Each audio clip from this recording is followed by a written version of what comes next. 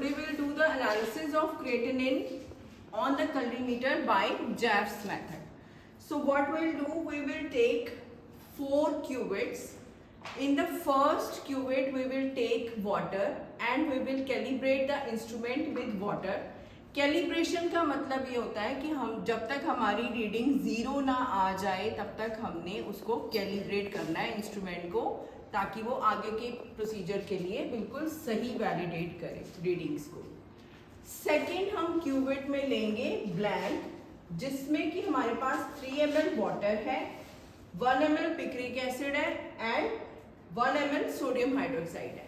Blank की reading भी जब तक हमारी ज़ीरो नहीं आ जाती वी विल कैलिब्रेट इट. उसके बाद हम नेक्स्ट क्यूवेट में डालेंगे स्टैंडर्ड. स्टैंडर्ड का मतलब है हमारा स्टैंडर्ड कौन सा बनेगा, क्रिएटिनिन वर्किंग स्टैंडर्ड सॉल्यूशन, जो कि कैसे बना है. 1 मिलीग्राम क्रिएटिनिन को जब आपने 100 ml वाटर में डिसॉल्व किया तो हमारे पास बन गया क्रिएटिनिन वर्किंग स्टैंडर्ड सॉल्यूशन. इसी को ही हमने लिया है स्टैंडर्ड वाली क्यूवेट में 3 ml and again we have added picric acid.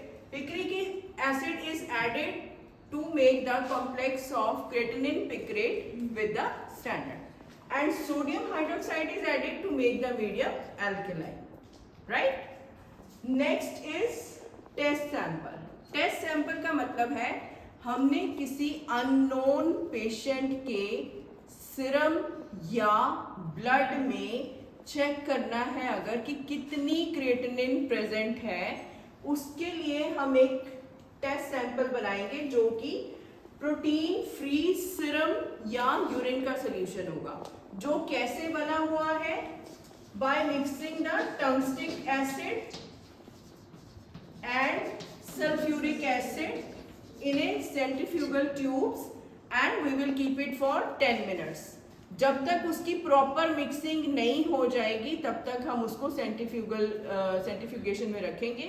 10 minute बाद मिक्सिंग के बाद हम उसको निकालेंगे और टंगस्टिक एसिड का इस प्रोटीन फ्री उसमें क्या काम है, क्योंकि ये प्रोटीन्स को प्रेसिपिटेट कर देता है, इसीलिए हम नाम यूज कर रहे हैं प्रोटीन फ्री सीरम.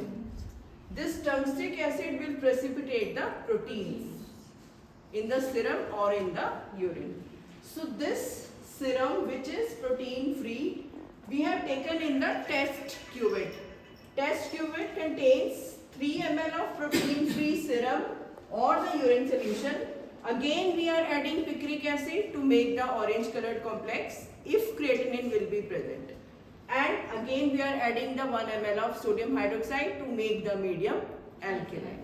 So, जब हमने ये तीनों क्यूबेट्स की रीडिंग ले ली कैलोरीमीटर पे 520 नैनोमीटर वेवलेंथ पे, तो हमारे पास एक बियर्स लॉ का फॉर्मूला है A1 upon A2 is equal to C1 upon C2.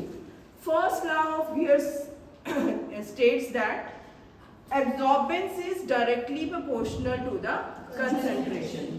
So blank में आपके कोई क्रिएटिनिन नहीं है, इसलिए उसकी रीडिंग ज़ीरो आएगी क्योंकि उसमें कोई क्रिएटिनिन नहीं था. लेकिन स्टैंडर्ड में हमने 1 मिलीग्राम क्रिएटिनिन खुद डाला है, तो जिससे कि इसकी रीडिंग जितना भी स्टैंडर्ड में क्रिएटिनिन होगा उसकी रीडिंग सपोज आ जाएगी 5 या वॉट एवर रीडिंग आई है कैलोरीमीटर में.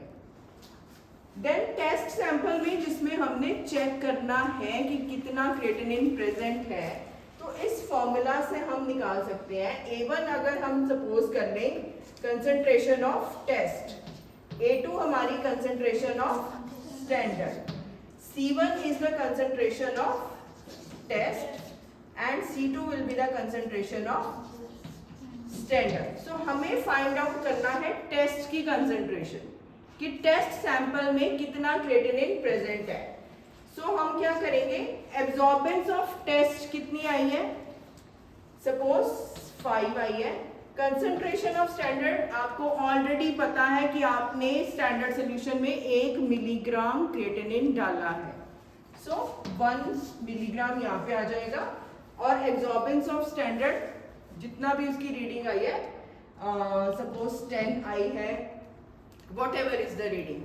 सो इस फॉर्मूला से हमारे पास 1/2 करके 0.5 मिलीग्राम पर डेसीलीटर आ गया कंसंट्रेशन ऑफ टेस्ट सोल्यूशन। मतलब किसी अननोन पेशेंट में क्रिएटिनिन की कंसंट्रेशन कितनी आई हमारे पास, 0.5 मिलीग्राम पर डेसीलीटर। सो इस इंस्ट्रूमेंट से, इस प्रोसीजर से हम निकाल सकते हैं किसी भी अननोन पेशेंट के सीरम में या यूरिन में कितनी क्रिएटिनिन प्रेजेंट है। तो क्रिएटिनिन की रेंज यही होती है, नॉर्मल रेंज 0.6 से लेके 1 तक। इससे ज़्यादा रेंज होगी तो आपके किडनी प्रॉब्लम्स हो सकती है। Thank you so much.